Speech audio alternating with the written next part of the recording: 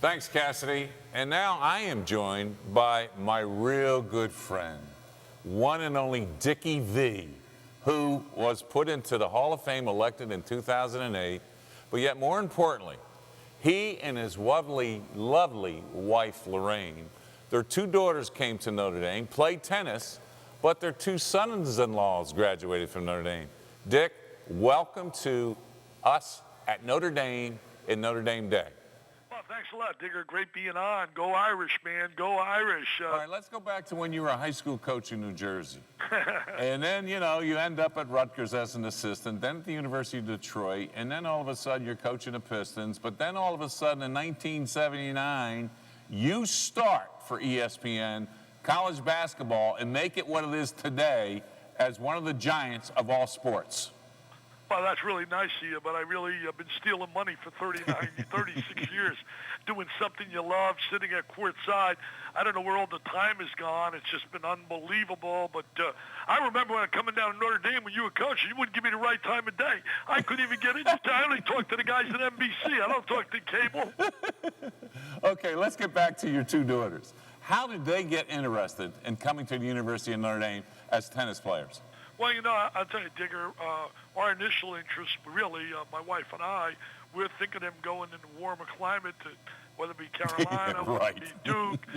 But all of a sudden, Notre Dame, Jay Lauterbach came after them, recruited them, brought them for a visit. And I'm going to tell you this. She had been to Duke I don't know how many times. I used to take her out of school whenever I did a Duke-Carolina game, and they would come with me. So I thought she had the coach offered her a scholarship when she was a sophomore. She came to Notre Dame for a visit. And when she came for that visit, convinced by Jay Lauterbach to take the visit, she came home that weekend and said, I want to go to Notre Dame. I love it. It's everything I believe in. She was so touched by the university. And I said, well, wait a minute. You were there, the emotion of an opening day football game, 70 degrees. Let's go back in November as a family when there's cold ice, no football.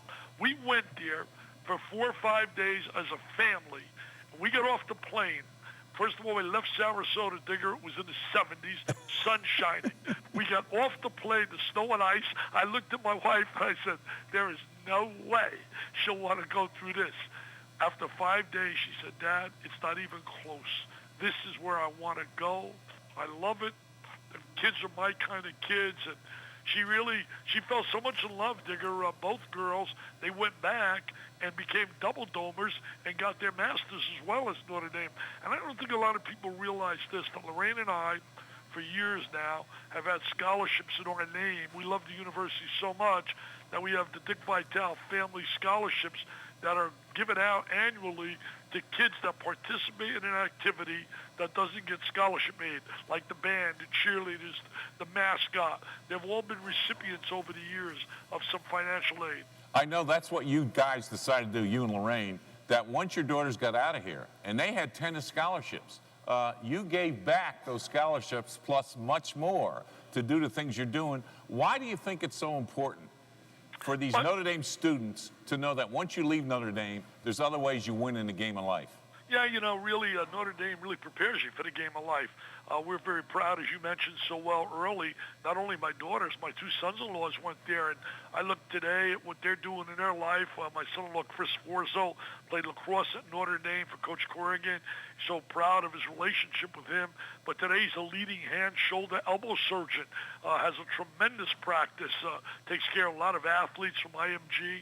My other son-in-law, Thomas, played quarterback. A lot of people may remember this. Yeah. 96, he threw 3 touchdown passes, had a neck injury, couldn't play football anymore his last 2 years, and today he's the youngest sitting United States Circuit Court judge in the state of Florida. Well, when I'm president, Dick, I'm going to get him on the Supreme Court of the United States because the nation needs a coach right now. Well, you're supposed to make me the ambassador to Italy. Well, I'll get that done. I keep waiting. Let's take a chance here to talk about what a great year Mike Brey had, especially with Pat Connaughton and Jerry and Grant.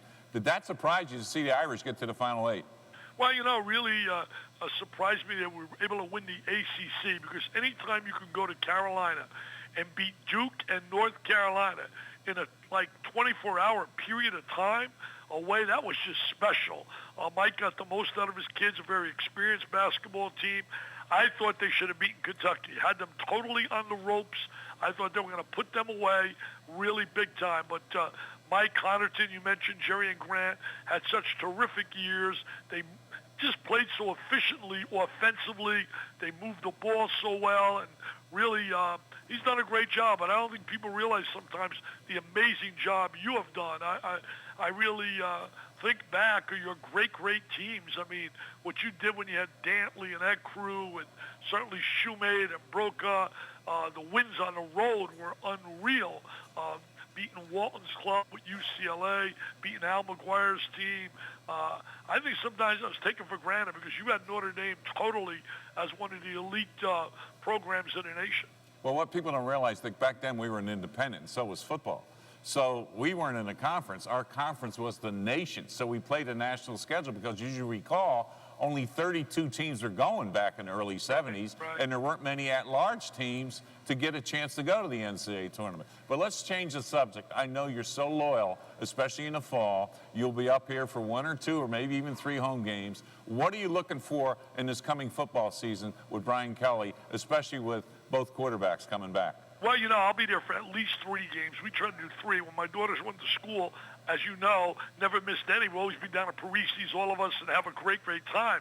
I do it 3 times. I don't think there's anything better. I was telling a bunch of my guys I coached in high school were in Florida last night. We went out for dinner, and I was telling them one of the greatest thrills I get is the weekends I go to South Bend. I'm like a little kid. My daughters always tell me, hey, Dad, when are you going to act your age? And stop. We sit with the students. I'm wearing Notre Dame sweatshirts. I said, are you kidding me? I said, I love this. That's the best compliment you can give me that I'm a kid. But I think Notre Dame football next year, it's going to be interesting what happens at the quarterback slot. Golson, I did not see the blue and gold game. I think the left-hander is a very good player. Golson is going to be an interesting story, how he handles if he doesn't start. Got some good athletes, as always. Got to win some games on the road, man. You got to win away from home. But I think that they'll have a chance to have a very good year. Okay, now let's move forward because you got some beautiful grandchildren.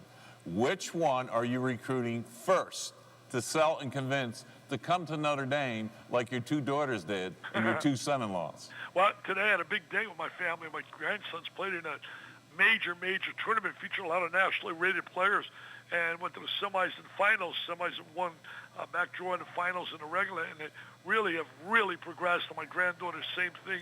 Tennis, Sydney, Dick? Tennis? Yeah, tennis. Sydney is doing great. That's Terry's daughter, and she's, by the way, vice president of Monogram Club. But I would tell you this, Digger, I would be so pleased if I'm living that long that they all go to Notre Dame. The school is as special as it gets. It's special to me.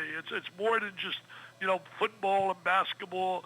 When you see the Golden Dome and you see the kind of kids, the only thing that scares me about the place, I really mean this, is that now the unbelievable numbers to get in are getting frightening. When I'm hearing that the average SATs, and I've heard this from inside people, is over 1450 now at a freshman class. I mean, can you imagine you and me? I mean, I took the test 3 times and I couldn't get 1500. I mean, total. 500, 500, 500. 1470. Are you serious? That's outrageous. And I think what happens there, you lose a lot of kids who really represent what we would love to see on that campus. Because I think, to me, productive in a classroom is a heck of a lot more meaningful to me than a kid that tests well. That's just my philosophy and my feeling. Well, in fairness, Dick, of the 1,000 men that are accepted and 1,000 women out of 20,000, you'll be surprised to see that a lot of these students, the key is not so much test scores, but what have you done to be a leader in community service projects? Because that's the Notre Dame mission. So that does happen, and all your grandkids have a chance to do that. But I want to thank you for being a part of this. You're a special friend. Without you, I had no career in television, and we all can say that because you made college basketball, and yet you know, as I know, it's Dickie V. It's awesome, baby, with a capital A. Love you. Thank you, man. Go Irish, baby. Go on. Cheer for our old Notre Dame. Dick, please, I don't know any other words. That's all I know. That's great. Say goodnight, Dick.